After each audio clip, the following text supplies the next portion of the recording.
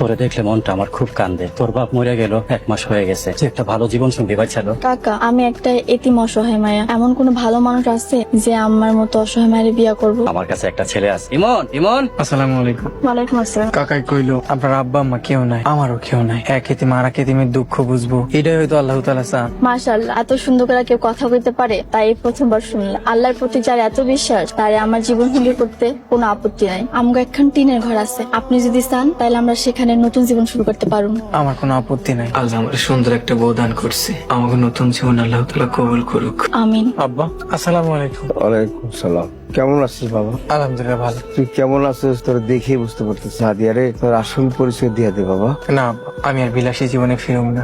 বাকি জীবন নাদিয়ার গরিব স্বামী হয়ে কাটাই দিই। তাহলে এত সব ধন সম্পত্তি বাড়ি গাড়ি কার লেখা করছি? কে ভোগ করবে এগুলো বাপ? এত ধন দৌলত দিয়ে কি করুম আব্বা? একদিন তো সবার কবরেই চলে যেতে হবে। আব্বা জোহরে আজান দিছে, নামাজ পড়তে যাও। আব্বা, তুমি কারে আব্বা কইতাছো? ওনারা দেখে আমার আব্বার কথা মনে হইলো। আমার আব্বার মতো দেখতে উনি অনেক। স্যার আপনার কিছু লাগবে?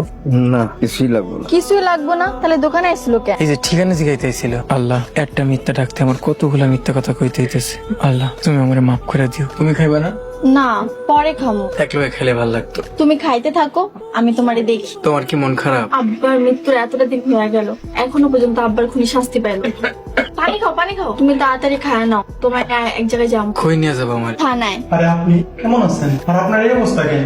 আপনি হারে সিনে চিনব না মানে? ওনাদের মতন ধনী আর প্রভাবশালী এই অঞ্চল আর কয়জন আছে? এসব আপনি কি কইতাছেন? হ্যাঁ তো গরিব, কোনো মতে খায়া পড়া বাইসা আছে। কি যে বলেন, ওনাদের টাকায় কত মানুষের সংসার চলে আর আপনি কইতেছেন উনি গরিব? আপনার কথা ভুল হইতেছে। হয়তো আমার মতো কাউকে দেখছেন, এর লেখা ভাবতেছেন ওইটা আমি। আচ্ছা হইতে পারে। স্যার, আমি আমার আব্বার ওই কেসটার ব্যাপারে একটু কথা বলতেছি। কোন কেস? ওই যে কয়েকদিন আগে একটা পোলার লিগা আমার আব্বা হার্ট ফেল করে মরে গেল। দোকানদার রোকন মিয়ার কথা বলতেছেন? হ হ স্যার। ওনার কথা কি বললেন? ওনার স্বামী হয়? হ স্যার। এখন বুঝতে পারছি। আচ্ছা আমি ব্যাপারটা দেখতেছি। পুলিশ কি করলো কিছু তো বুঝতে পারলাম না। পুলিশ কইছে যদি কোনো তথ্য পায় আমাকে জানাইবো।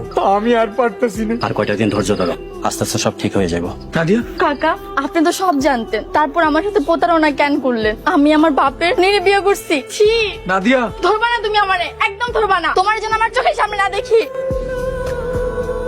আমার সর্বনাশ হয়ে গেছে আব্বা। মানে নাদিয়া আমার ছেড়ে চলে গেছে। আমি আগে আন্দাজ করছিলাম এমন একটা কিছু হইব। তুই চিন্তা করিস না বাবা, আমি নাদিয়ারে বুঝায় কমু যে আমার নিয়ে চল তোর বাড়িতে।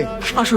নাদিয়া, নাদিয়া চাচা, নাদিয়া কই গেছে? আমি ওরা অনেক বোঝাইছি, কিন্তু ওই আমার কোনো কথা শুনলো না, চলে গেল। চলে গেল মানে? কই গেছে? কই গেছে জানি না, হয়ে গেছে। ওই আর কোনোদিন ফিরে আইব না। ব্যাপার সুন্দরী, কই যাও? আপনি কান আমার ব্যাগ কাছে নেন, ব্যাগ নেন, ব্যাগ না ফেলে ছিলামও। চিল্লাম দিবা চিল্লাও, কেউ আইব না তোরা যে তোমারে বাঁচাইতে। ইরা, তুই আবার করতে আলি টপকায়া? আমি চলে আসছি। বুঝছি, প্রেমিক পুরুষ। আমি ওর স্বামী। স্বামী হও আর আসামি হও, আমার কাছে কোনো বেল নাই। ওই ধর